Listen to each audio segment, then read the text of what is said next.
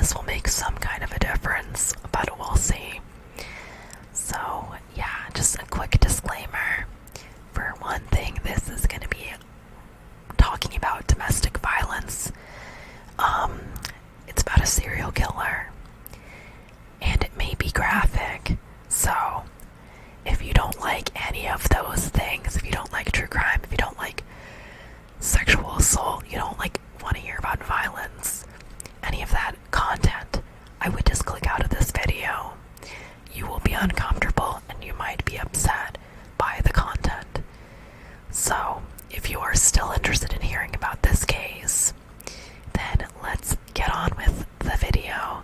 I also wanted to say that I have been really not feeling well the past few days, and I just learned that I got COVID. So, it's put me behind a bit on recording. I meant to record some days ago, and I just haven't been feeling good, so I apologize for that. But anyways, let's get on with the video. So, tonight we're going to talk about the serial killer, Charles W Helem. He's a domestic violence killer.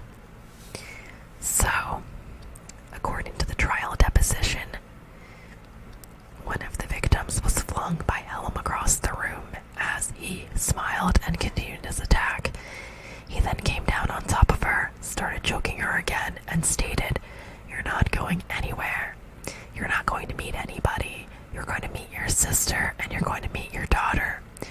As both her daughter and sister had passed on, he beat her face until she passed out, so much so that when she came to, she was unable to talk and had to communicate with pen and paper. He drove her to Maryland, to Virginia, onward to a hotel in North Carolina, before he finally took her to the hospital. Her mouth continually just kept bleeding, and her x-rays indicated fractures in both of her cheekbones. So that's pretty darn rough. Helem, as a result, was charged with interstate domestic violence and kidnapping. While he was cleared for the kidnapping charge, he went to prison from 1997 until 2001 in a federal prison located in Lubbock, California. Thanks to his incarceration, Curtis managed to evade him and was not killed. So Curtis is the last name of the woman that I just mentioned the story about. That was her story, what happened to her, her experience. However, other women were not so lucky. Upon returning to the area, Helem began dating Patricia Bentley, whose murder would lead to life in prison for him. Patricia Bentley was referred to by neighbors as quiet and that she kept her house really tidy. On the day of her murder, she had plans with a friend to go shopping together, but then her friend was not able to get a hold of her. She and one of Bentley's sons of teen age at the time, he was coming back from his grandmother's home to find it, and then he found his mother dead on her bedroom floor of their townhouse. Her body was discovered April 6th, 2002. It was found that she had been both beaten and strangled. She was strangled with an extension cord and a phone cord. So Helem and Patricia had lived together from November 2001 to January 2002. Testimony at his trial indicated he had accused her a week prior to his murder of vandalism of his vehicle when he had parked it by her home. There are cell phone records placing him near her residence at the time of the crime. Forensics found his DNA on both her breasts and abdomen. Her townhouse located on Beaujolais Court in Chantilly neighborhood called Brooklyn. So this is in Chantilly, Virginia. There were no signs of forced entry noted by police. The 4-month relationship with Helem had just come to a close. In fact, Helem had a new girlfriend at the time, but still held a key to Bentley's apartment. It was at his new girlfriend's home that he was found and arrested by police.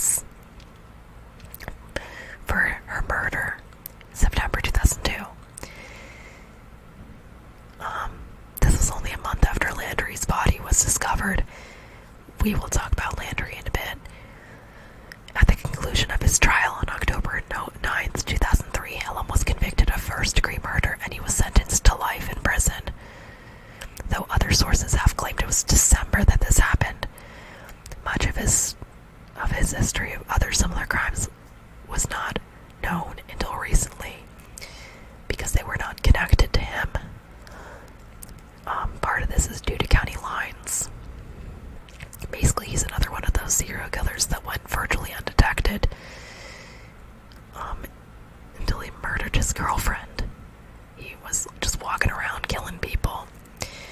So, 52-year-old Charles Helem is a repeat offender with a rap sheet of crimes starting at the early age of 13. An Alexander newspaper reported an arrest at 13 for assault and battery, repeatedly committing acts of domestic violence, which over time would escalate. Helem married Denise Curtis in 1996. This is who I described in the beginning as Denise Curtis. And only a month into marriage with Denise Curtis, it is reported he beat her 4 times up until December when she left him. By 1997, Helem choked her so hard that she was lifted off the floor by the force. So Helem is a former truck driver, behind bars for life, again, like I said, for killing Patricia Bentley. So at the time when she was murdered, she was 37 years old and a single mother. So Bentley had worked as a school bus driver for Loudoun County while raising her 2 sons. The same year he killed her, one of the cold cases also took place. A joint press conference was held, including Virginia and Maryland police departments, as they relayed these new discoveries. This is like very, very recently that they did that. I don't remember the year though, I'm sorry. I think it's 2021. So while behind bars, Helem began sending letters to police, sharing details of crimes which only the killer would know about. When asked to interview with authorities, he initially refused to do so. Persistent detectives were able to eventually convince Helem to take part in a police interview regarding the 2 murders. So, according to Prince George's County Police Chief Malik Aziz, this is not a direct quote from him, but just kind of what he relays in an interview or conference, something like that. After finally agreeing to interview with police in 2021, he confessed to slaying Jennifer Landry and Sober Adler. Sorry, I will put the name in the video. I don't really know how it's supposed to be pronounced. So after corroborating his confession with the facts of these cases, which only the killer would know, Police Chief Aziz and his office obtained an indictment for murder in Fairfax County. So confession. He confessed to Jennifer Landry's murder 20 years ago. Landry was 19 and from Massachusetts, and this was a slaying which occurred in Mount Rainier, Maryland, at Oak Lane in Prince George's County, as well as the murder of Sober Adler 35 years ago. She had been 37 years old, and this happened in Fairfax County, Virginia. So Landry's child and siblings have been informed of these discoveries. She has a brother and sister, while Adler's parents have passed away before this new information could have been provided to them. So Jennifer Landry's death. Jennifer Landry's body was found in a wooded location on August 15th, 2002. She was strangled with her throat slashed. Her identity remained unknown until a positive finger match, July 2005. So Sober Adler's death. Sober Adler was murdered in 1987. Found September 8th, 1987. She was from Kensington, Maryland. It was characterized by Fairfax County Police Chief Davis as a brutal, cold-hearted murder. Her body was found in a field. It was reported by the Washington Post that her naked, beaten body was discovered by construction workers behind Days Inn. She was killed in a parking lot in the proximity of the Dulles Toll Road on Centerville Road in Herndon. Her vehicle was abandoned on Dulles Toll Road, half a mile from where her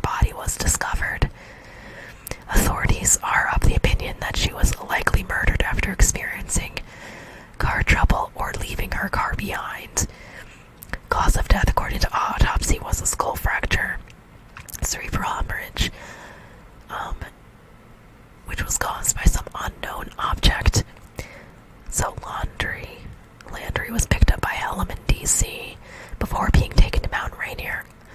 Authorities described TV as part of his modus operandi. Helem is serving his time in Red Onion State Prison in Virginia. Prince George's County detectives were contacted by Helem in 2010, 2017 as well, where he expressed his knowledge of the cold cases, but then declined to communicate with detectives in person. Prince George's County Police Chief Aziz said in a press conference, "We all want our community to know that no matter how much time passes, we remain committed to finding answers for the families of crime victims. They deserve to know what happened to their loved ones. Detectives to continue to look into other cold cases that Helem might have had a hand in. As a truck driver, his job gave him opportunity to commit these crimes. In fact, he acknowledges meeting Landry at a DC truck stop where she was acting as a sex worker. Police are now having to work backwards to uncover any other crimes that he may have committed as well. Connections that were missed because they were in different counties, different states, that kind of thing. Additionally, a volunteer group called the Doe Network assisted this case as it assists with bringing closure to cold cases. Its co-founder, Todd Matthews, claims, according to WUSA 9, to have helped them connect Landry's disappearance with Helem. According to him, a volunteer named Tracy recognized a tattoo, and it was put forth as a possible match. That this tip was confirmed by the authorities. However, according to sources, it is said that a detective from Massachusetts, Landry's hometown, was the one to uncover the connection to Helem based on a tattoo Landry had, and then had her identity confirmed via fingerprints in 2005. Police had no idea who she was until a detective in Massachusetts connected these dots. He noticed the unidentified murder victim had the same tattoo. Like I said, I'm sorry, that was a little redundant. So, Fairfax County Commonwealth Attorney Stephen Toscano spoke in a press conference expressing their intent to pursue vigorous prosecution of additional life sentences against the killers, stating, "What I meant was that we wouldn't be treating this case any differently than if we had arrested Mr. Helem off the street." He says, in a case like this, he's already serving a life sentence. It's my opinion that we have an obligation to the community, to the family of a victim, to really take these cases seriously and do them the same way, because when the justice system is functioning as it should, and particularly crimes as serious as this one, our work is really more than about the length of the sentence. It is about what we say to the community and how the community feels. Even with a possible guilty verdict, there is more to be done here, more for us to discuss. Toscano goes on to talk about domestic violence patterns, describing it as a pattern rather than a one-off behavior. And we've talked about this, or at least I talked about this in another video, which I can pull up and link in the description if you'd like.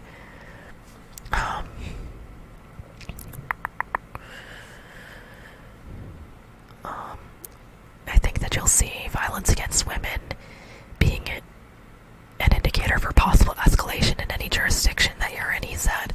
That's why we in my office really make it a priority. I sure as hell hope so. He discusses the case in 87 as what authorities might have written off as a one-off and impossible to foresee, which is bullshit. But that his other known murders and his abuse towards Curtis might have been warning indications of violence to come. That knowing this could have prevented the other two murders, as well as other possible unknown victims, which they suspect there are definitely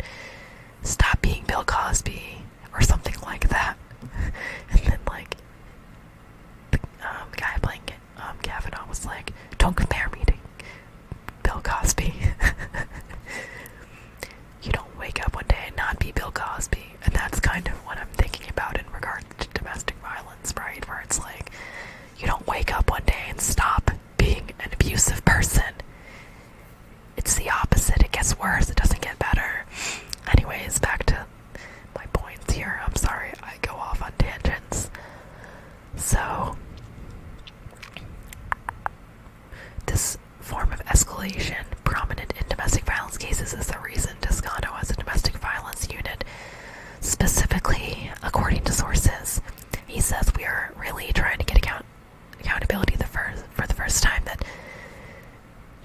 a victim steps into the courthouse as a way to try to keep things like this from escalating. I am all about that life, bro. Major question on the minds of detectives investigating these cases. Why would a guy doing life for murder confess to another murder? And they never explain that. Though it is teased by Toscano that they think they know why, but they're not at liberty to discuss it yet, which kind of pissed me off. But I also understand if things are ongoing, you don't want to lay all your cards out yet. So if we get more information, I may do a follow-up on this. Otherwise, that's everything that I have on the case. Thank you so much for watching.